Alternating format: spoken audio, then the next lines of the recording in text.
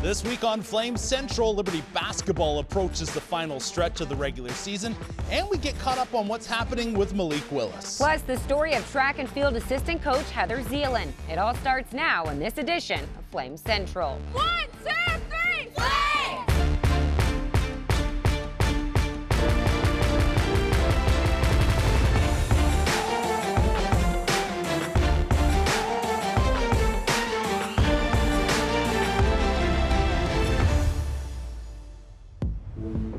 What's up, everyone? It was a packed week of Liberty athletics, and we're excited to bring you all of the highlights. I'm Emily Austin. He's Rhett McGibbon. And Rhett, it sure feels good to have those spring sports underway. Yeah, it sure does. Tennis, lacrosse, and softball all in action. But before we touch on those, Liberty basketball trying to lock up a top spot in the ASUN Conference. Yeah, the Flames missed a chance to make life really hard on the ASUN with Jacksonville State losing to Central Arkansas. The Flames could have extended their lead for first overall. Instead, the Jacksonville Dolphins edged LU by 4. Liberty would have another shot at it with North Florida, who had won 4 of their last 6 games. Let's see if LU can do it. Darius McGee would jump out to a hot start once again, scoring 14 of Liberty's first 16 points to start the game.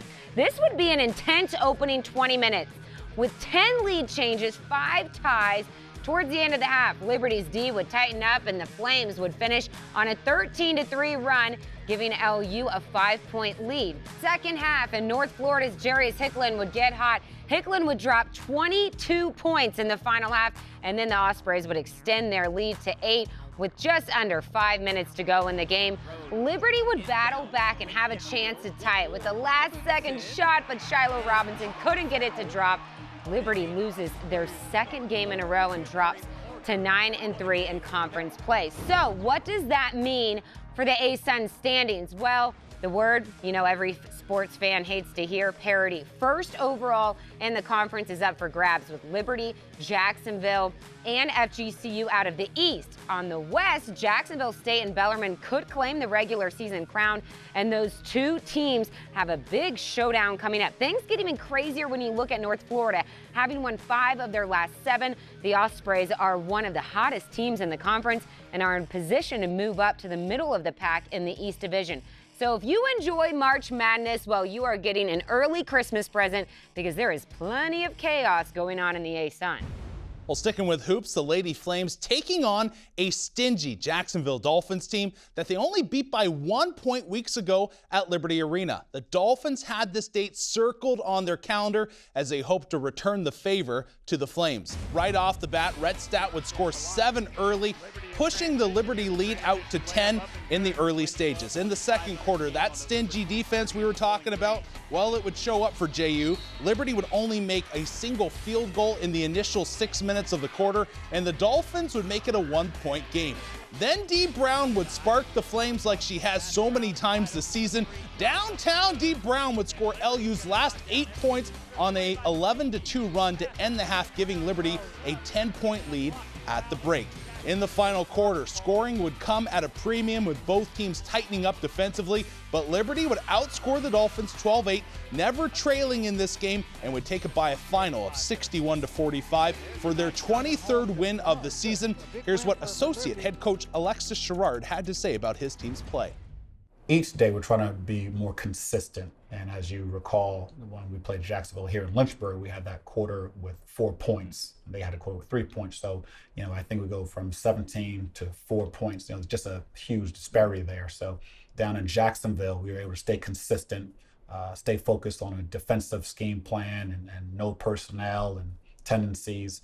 So our girls were focused 40 minutes.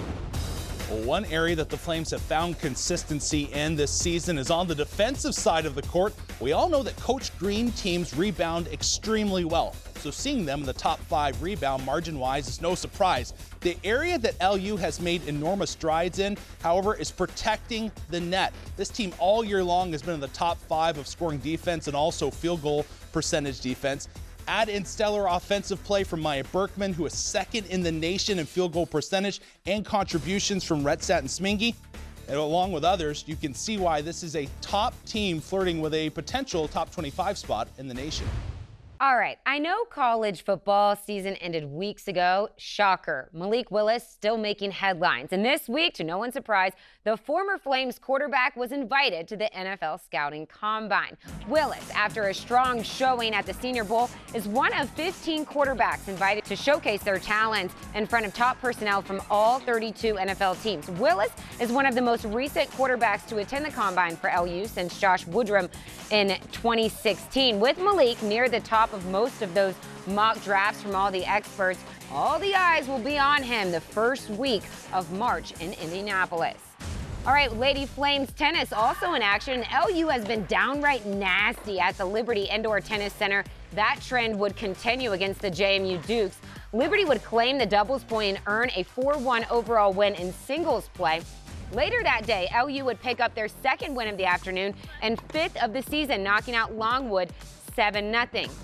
Flames freshman standout Para Romero collected the Flames' first singles victory in the match and her team best 16th of the season, helping propel the Flames to victory. With all of these victories, Liberty improves to 5-3 on the season and will return to Lynchburg February 23rd to take on Mizzou as they look to remain perfect at home this season.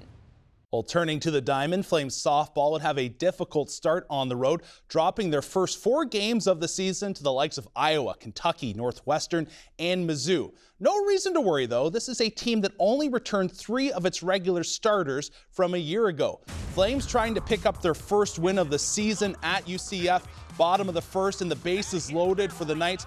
Bejarano hit by the pitch, and that would bring a run across the plate. 1-0 UCF. We head to the top of the fourth. Liberty with 2 on, and an infield blooper would load the bases, but the Knights would escape without harm, getting Crane to ground out.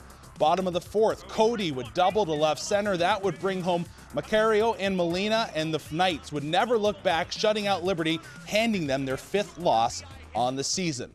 Lacrosse in Nashville to face Vanderbilt. LU would fall behind in this game quickly as the home team would storm out to a 3-0 lead. But then after a timeout from Coach Nangle, the Flames would respond with 3 unanswered goals of their own. Baerga would even it up at 3 apiece. Second quarter, Baerga at it again, keeping LU within striking distance. She'd bury off a nice pass from the X, and Liberty would trail by 4 at the half. Start of the third quarter would not be kind to the Flames. Another quick start by the home team would put them in the lead with a firm grip on this game. In the fourth, Liberty would claw back to make it 17-13, but that is as close as they would get. Vanderbilt would take it by a final of 18-13.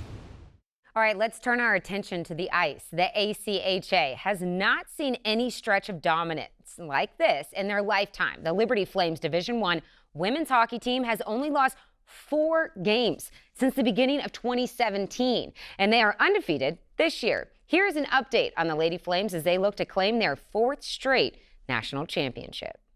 The Lady Flames hockey team is well on its way to claiming a 4th straight national title. And each season, a team has a unique trait about them. And this year, the makeup is quite diverse. Our age range, so we have young girls that came in at 18 that have been able to contribute a lot to our success this season, but also being able to rely heavily on our more senior classmen, where our oldest girl is 25. So I think that ability to have that range, the mentorship, but also that youthfulness that can come in with our freshmen, I think it's just a really big aspect that can help contribute to our uniqueness as a team. The balance of youth and veterans is a big part of the dynamic this year, and I think the number of first-year girls that have played such a major role and impact. And I just, as a coach, I'm really excited and grateful for the group that we have, and that balance of girls that came back for 5th or 6th years, and then our freshman class that's played a big part. This freshman class, you could say, has blended perfectly, as the Flames are undefeated on the season. And despite their success, this team has no drop-off and have maintained a high level of play throughout the year. Yeah, I think I would credit our seniors and our vets for that, a lot of that.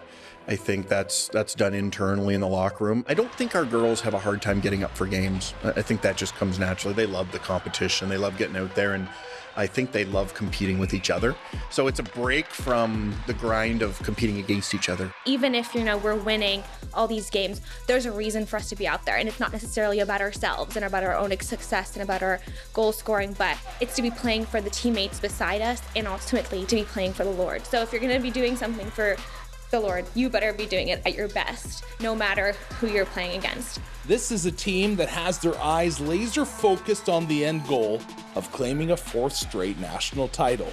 And despite their success, they know there's room to improve. I think one of the big areas that we're focusing on right now is like our neutral zone and our turnover rate in that sense, and just kind of getting pucks deep. And we're always looking at improving no matter what area is. We might be putting up a lot of goals, but every player is still going to want to be better and being able to find the net a little bit more. I think defensively, we always want to be able to take care of our zone, because if we can't do the defensive side of stuff, we're never going to be able to be offensive. I think just maintaining our intensity at all times, like throughout the game. I think a lot of times we get big guys for the net and we just want to go and score, and then the puck's going to the D zone, and it's just finding that intensity to get back, get on our defensive side of the puck. Everything we're talking about now is tweaks. So we're just saying minor tweak this, minor tweak that, and there's the list is long, right? So I think special teams still have lots of room. I think there'll be lots of video, and I think there's some things we can do come playoffs and nationals. You know, you look at defensively, there's always tweaks and fine-tuning, and I have a lot of pride in kind of what we do defensively in our own end and kind of team style. Still to come, the story of Liberty Athletics Hall of Famer Heather Zelin and a brand new Warm, Hot, and Fuego. Plus, we bring you one of the top athletic moments from the past 50 years when Flames Central returns.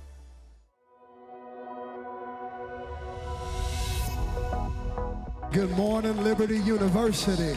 Man, it's great to be on this campus. And I want to just encourage you today. As you come here to Liberty University, this is one of the great universities in the world.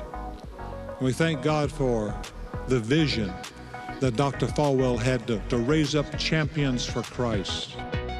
I hope you realize how fortunate you are to be at a university where you can go express your faith in God. Please don't take that for granted. Young people, you're not the future leaders of America. You're already the leaders of America, and you're being well prepared here at Liberty. I got to that verse in Ephesians when Paul says, "For it is by grace you have been saved through faith, not by works." And my concept of who Jesus was just flipped on its head.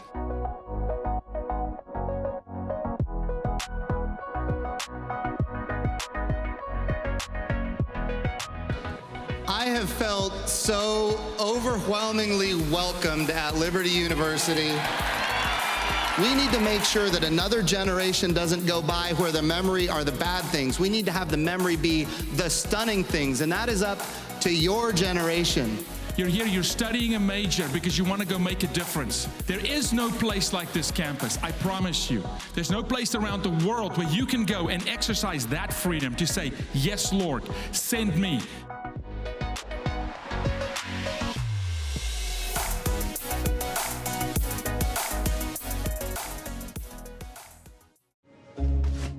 A history degree is versatile enough to be used in almost any context. At Liberty, our program teaches you 3 universal skills that can help you in any career path. Research. We show you how to evaluate information and original sources for reliability and accuracy. Analysis. We help improve your ability to examine arguments and determine faulty logic. Communication. We teach you to convey large amounts of complex information through detailed writing and public speaking. From business and government jobs to film consulting and missions, with a history degree from Liberty University, many career paths can be open to you.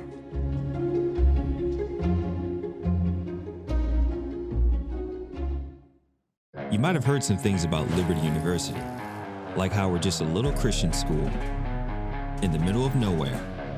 And there's nothing to do here. I mean, come on. You know us. Boring. Boring? Yeah. They say we don't work as hard, think as hard, try as hard. I object. The truth is, well, we might surprise you.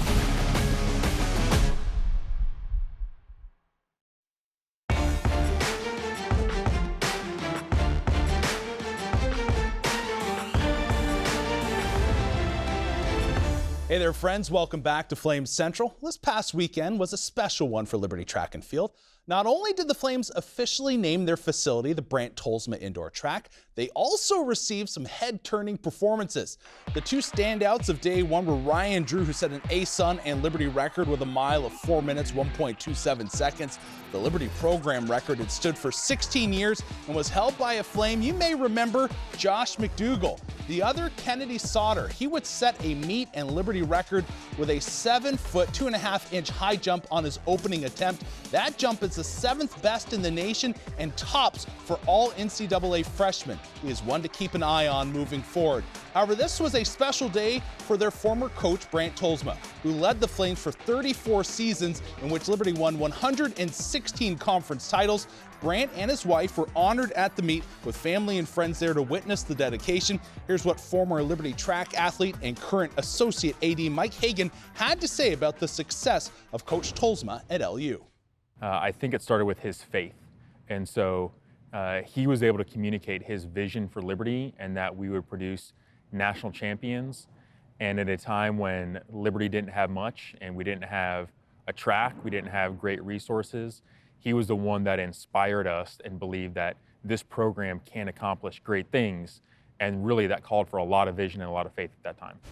Staying with track and field, Heather Zelin, known during her time with the Flames as Heather Sagan, was the standout runner for LU, an eventual Hall of Famer. But her career at Liberty didn't start out that way. After nearly giving up on the sport she held so much potential in, Heather would find success after seeking the Lord's will for her life. Liberty Hall of Famer Heather Zelin is a decorated athlete who holds a long list of achievements from her time on the LU cross-country and track teams. But unlike most collegiate superstars, running competitively was never part of her plan. I happened upon the sport by chance. My mom had encouraged me to do track several times, and it just wasn't something that I was interested in. And a few friends of mine encouraged me to join the cross-country team in high school my junior year. And so I just decided to try something new. With a heart for missions, Heather wasn't quite ready to begin her college career. But after stepping on campus at Liberty University, she would begin to realize that God had other plans. I had in my mind separated the world of athletics and ministry. And so when I came onto campus and I spoke with Coach Tolsma and I met one of the athletes on the team, I realized what a tight fusion of faith and athletics was part of the program. Like, that was central to the program. And it intrigued me, it ignited me, and when I prayed about it, God said, "This is where I want you." After a slow start to her running career, Heather, once again, would find herself at an unexpected crossroad. My sophomore year was really rough because every race, instead of getting faster, in spite of training hard, I was getting slower and slower. And I had a crisis moment where I had to come to the Lord and say, I don't know if this is for me anymore. And I was ready to throw in the towel when it comes to my running in college. And I spent time praying and asking the Lord what he had for me. And he told me he just wanted me to surrender it and run only for him, not for my teammates, not for my coaches, not for my family, not for my own personal goals, but to run only for him.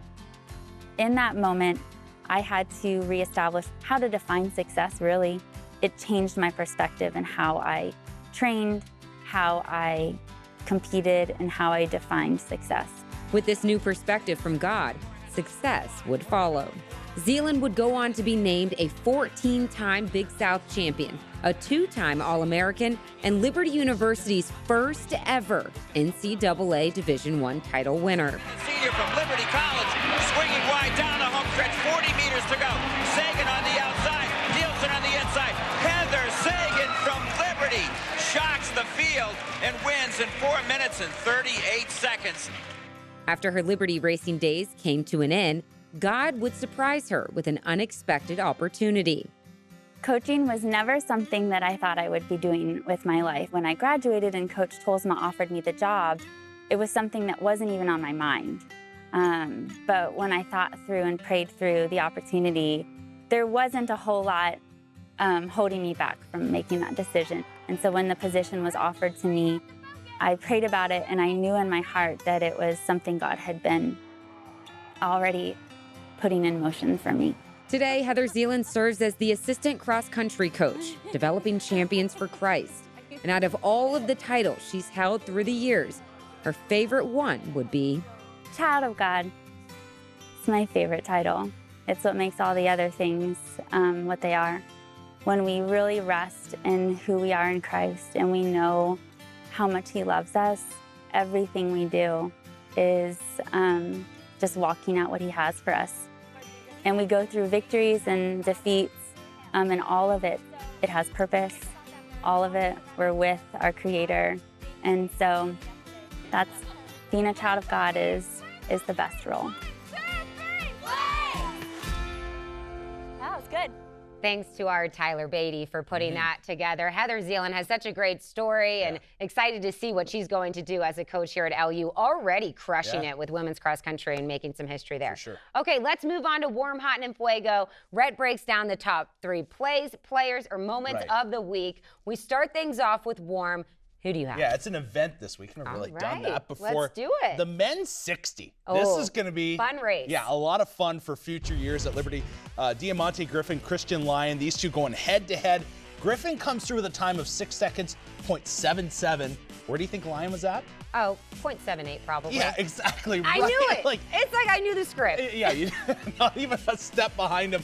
You know, you're the track person out of the two of us. I'm going to stay in my lane here. I know. How Stay exciting in your is lane, this? Rhett. Oh, these guys, there's 4 sprinters on this LU team that are so fun to watch. They're super competitive. We actually just did a trash talk feature, so if you haven't seen that, you got to look on Liberty Track and Field social media for that. So excited to see what these guys have coming in the future. I'm glad you learned to stay in your lane early. Okay, move from warm to hot. What's hot? Jordan Baerga, this young lady on the lacrosse team, had a great first game against Vanderbilt. 5 goals in that game, and not just like give me goals. She was battling in there, dipping and ducking, getting through traffic, making her way through wands that were in her way. She did a great job 1 for 1 when it came to the free shots that you can see right there. And if you can continue this kind of, you know, prolific production, 5 goals, that's a lot. In lacrosse, like if you see somebody with 3, you're like, okay, they had a good day, but 5 is like, they're getting up there, doing some good stuff. This is a lacrosse team I expect to break out this season, and I think they showed some elements of that against Vanderbilt, a team that Coach Nangle has done a nice job building up. She's gotten some recruitment classes in here, and I think this is their year to shine, and a strong opening day. I know they would have loved the win, but a strong opening day against Vanderbilt. It is on my to-do list to get out to one of those games. Fell in love with field hockey last year. This year I need to get out to a lacrosse. All right, we top things off with Enfuego. What's Enfuego this week? Dee Brown, this young lady, and you know, it's probably overdue. I'm going to say that. What Dee Brown brings to Liberty women's basketball is so much more than just points. She brings tenacity. She brings grit. She's diving for 50-50 balls, and I think the entire team takes on that persona of like, hey, we're going to join Dee with the intensity level that she brings. So many times throughout this year calling games, Liberty will hit a bit of a slump or a slow start, and who will it be that kind of gets them out of it? It's Dee Brown. 17 points against Jacksonville, 2 for 4 from beyond the arc, 6 rebounds. She could be a double-double machine next year. Like, she really could. I could see her pulling in 3 or 4 double-doubles. Good time to be heating up, right, with the A-Sun tournament coming up. All right, more Lady Flames basketball after the break, and Fruit Ninja mixed in. Stay with us. For me, I started here at Liberty University in 2006. I sat down with Dr. Jerry Falwell himself. He looked at me in my eyes and he said, "You're going to be the reason why we start to turn this program around to one day beating Notre Dame." I shook his hand and said, "I promise I'm going to do my part." Our football team was here when it was AstroTurf. Like, we didn't even have an away locker room for teams. The Moss was the newest building built on campus when I was here. Like, we thought that was it. We were like, yo, this university is growing. That's how long ago it was. Not even long ago, but that's how quick the university grew. For me, getting my jersey retired means so much. It means the world to me, not just even to me, but everybody that was a part. Like, I didn't do it by myself. I had people believe in me before I knew who I was. For me, to think that the jersey retirement is about myself would be ignorant. This jersey retirement is a staple of a group of men that came together and committed to something bigger than themselves. Liberty University is majorly important to our culture today because of what we represent. And so tool culture where morality is being challenged constantly. You need a backbone, and Liberty provides that.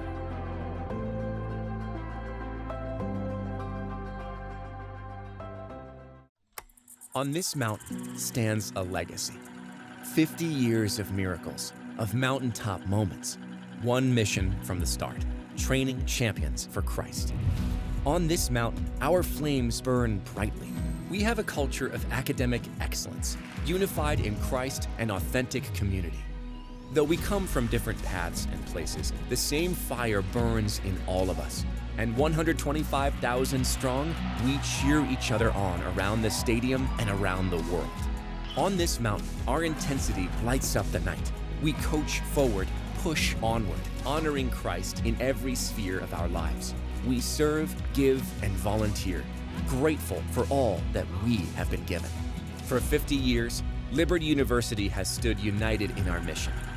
On this mountain, we train champions for Christ.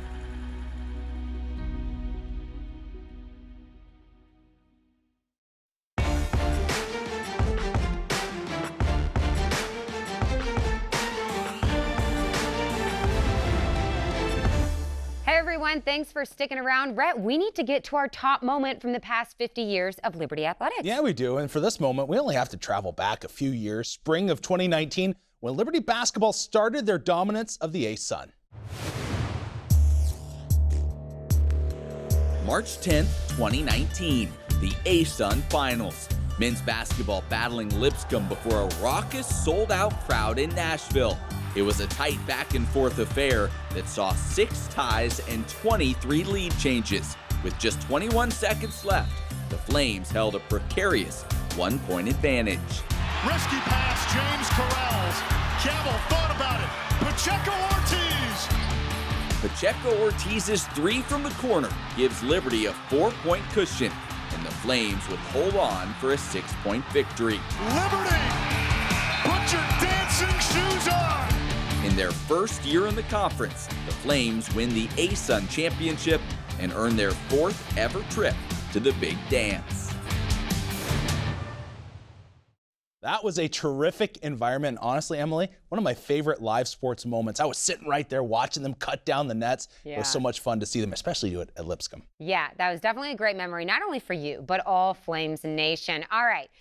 Before we go, Rhett, do you know or have you heard of that game Fruit Ninja? Yes, I have wasted an hour or two on that game. Okay, well, if you do love those clips, Lady Flames basketball attempting a TikTok challenge, it was hysterical. Oh, it was. Just checking this out, I was dying laughing watching this. The girl's trying to stab it out of the air with a fork. Jordan Bailey gets it done first. That brings up Priscilla Smingy. She's like, okay, I got this. But best off, Kennedy Williams, the no look. How did she do that? Dee Brown going absolutely nuts. I was impressed. Kennedy, we all know she's got hands on the court, has them out of midair too, just nabbing that apple. I saw her a couple days after that. I was like, you are the fruit ninja. I feel like we need to do this. You, me, and Matt get together and we do like some sort of challenge. What do you think? I like it. Through the summertime, that'd be fun. Hey, have you heard of the Flame Central podcast? Because we think you should download and subscribe to it today. Yeah, you definitely should. She's Emily, I'm Rhett. Thank you so much for tuning in, and we'll see you back here next week.